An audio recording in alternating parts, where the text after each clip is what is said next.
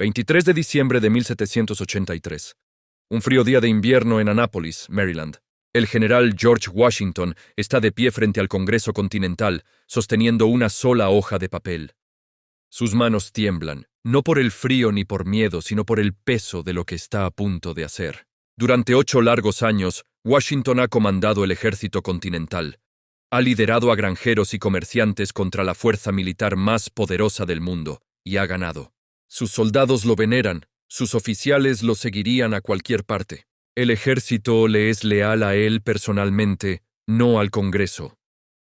Tiene el poder, la popularidad y la fuerza militar para convertirse en rey o dictador si así lo quisiera. En cambio, lee su discurso de renuncia y entrega su comisión militar. Renuncia voluntariamente a todo poder y regresa a su granja en Mount Vernon.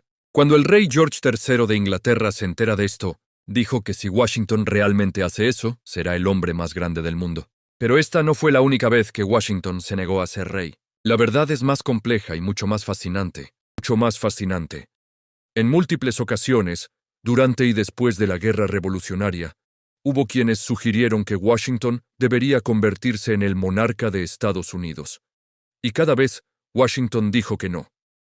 Su negativa a ser rey no fue un único momento dramático. Fue una serie de decisiones cuidadosas, tomadas a lo largo de los años, que definieron lo que Estados Unidos llegaría a ser. Empecemos por el momento que casi no ocurre. Es el invierno de 1782. La guerra revolucionaria prácticamente ha terminado, pero el ejército continental sigue reunido, armado y cada vez más furioso. A los soldados no se les ha pagado en meses, algunos en años. El Congreso les prometió pensiones, pero no tiene dinero ni poder para recaudar impuestos. En este ambiente de ira, comienza a circular una carta anónima entre los oficiales en el campamento de Newburgh, Nueva York. La carta sugiere que el ejército no debería disolverse hasta que se le pague e insinúa algo más. Tal vez el ejército debería marchar sobre el Congreso. Tal vez debería tomar el control del gobierno. Esto es una conspiración, un posible golpe militar. Y en el centro de esta conspiración hay una idea que se ha susurrado durante meses. Tal vez Estados Unidos necesita un rey. Tal vez ese rey debería ser George Washington. La idea no era tan descabellada como suena hoy. En el siglo XVIII, la monarquía era la forma normal de gobierno. El concepto de una gran república era, en gran medida, teórico. Algunos oficiales argumentaban que Estados Unidos simplemente había cambiado un rey por el caos. Lo que el país necesitaba, decían, era una monarquía constitucional. ¿Y quién mejor que Washington? Un oficial, el coronel Louis Nicola, le escribió directamente a Washington proponiendo esta idea. La respuesta de Washington fue inmediata y feroz. Le dijo a Nicola que ningún evento de la guerra le había causado sensaciones más dolorosas que esa carta. Le ordenó desterrar esos pensamientos para siempre. Pero la conspiración de Newburgh era diferente. Involucraba a muchos oficiales y amenazaba con destruir todo por lo que habían luchado. Washington se enteró de la reunión planeada y supo que debía actuar. Cuando los oficiales se reunieron el 15 de marzo de 1783, quedaron sorprendidos al ver entrar a su comandante. Washington pronunció un discurso, pidiéndoles paciencia y advirtiéndoles que cualquier acto de rebelión mancharía todo lo que habían logrado. El discurso fue bueno, pero no suficiente. Entonces Washington hizo algo que rara vez hacía en público. Sacó una carta para leerla, pero se detuvo. Sacó un par de anteojos. Muchos oficiales nunca lo habían visto usarlos.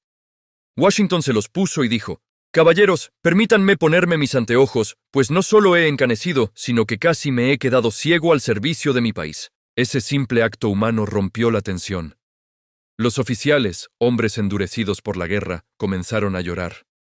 Recordaron que Washington había sacrificado tanto como ellos. Lo había dado todo y no estaba pidiendo una corona. Washington salió de la reunión. Los oficiales votaron para rechazar la conspiración. El golpe se desmoronó. Estados Unidos seguiría siendo una república.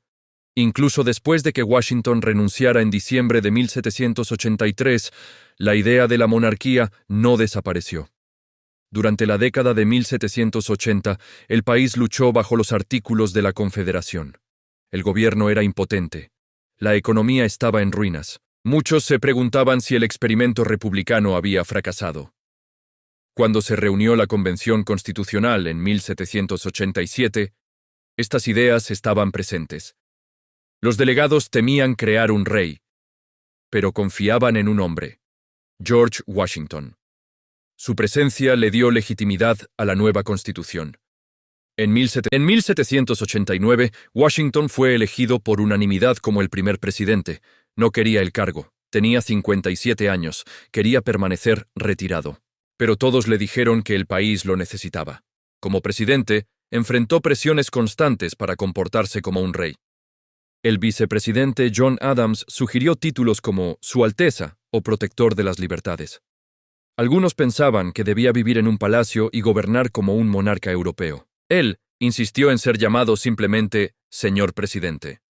Washington era consciente de que cada acción suya establecería un precedente. Si actuaba como rey, los futuros presidentes podrían reclamar poderes similares. Si se comportaba como un líder republicano, esa tradición continuaría. El precedente más importante que estableció fue su decisión de retirarse después de 2 mandatos. La Constitución no ponía un límite. Podría haber seguido postulándose y ganando.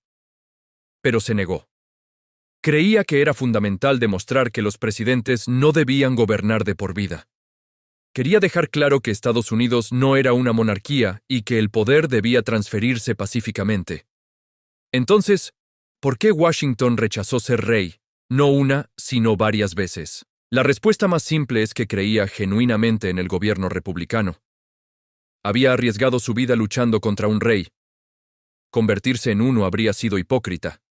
También entendía que declararse rey habría dividido a Estados Unidos, quizás provocando una guerra civil. Y sabía que la fortaleza del país vendría de sus instituciones, no de un solo hombre.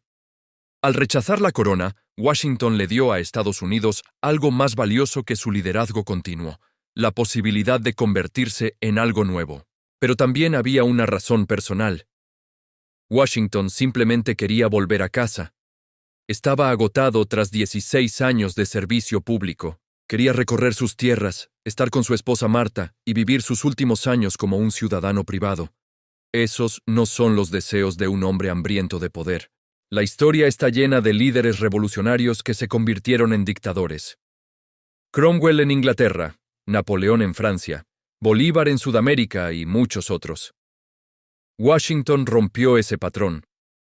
Mostró que un líder podía renunciar voluntariamente al poder. Fue tan inusual que sorprendió al mundo. Cuando Washington murió el 14 de diciembre de 1799, el país lo lloró. Pero la República sobrevivió. El poder ya había pasado a John Adams. El sistema funcionó. Durante 144 años, todos los presidentes estadounidenses siguieron el ejemplo de Washington y sirvieron no más de 2 mandatos. Fue una tradición, no una ley. No fue hasta 1951, después de que Franklin Roosevelt rompiera la tradición al ganar 4 mandatos, que la Constitución fue enmendada para limitar formalmente al presidente a 2 períodos. La historia de por qué George Washington no fue rey es, en realidad, la historia de cómo Estados Unidos se convirtió en una república. Dijo que no al coronel Nicola. Dijo que no a los conspiradores de Newburgh. Dijo que no a los títulos reales. Dijo que no a un tercer mandato. Y cada vez que dijo que no, reforzó la idea de que Estados Unidos sería diferente. El rey George III tenía razón. Al renunciar al poder, Washington se convirtió en uno de los hombres más grandes de la historia, no por el poder que ejerció, sino por el poder que entregó. George Washington pudo haber sido rey. Eligió ser ciudadano. Y esa decisión, amigos míos, lo cambió todo. Gracias por ver. Si te gustó esta historia, no olvides darle me gusta y suscribirte para más contenido como este. Nos vemos en el próximo video.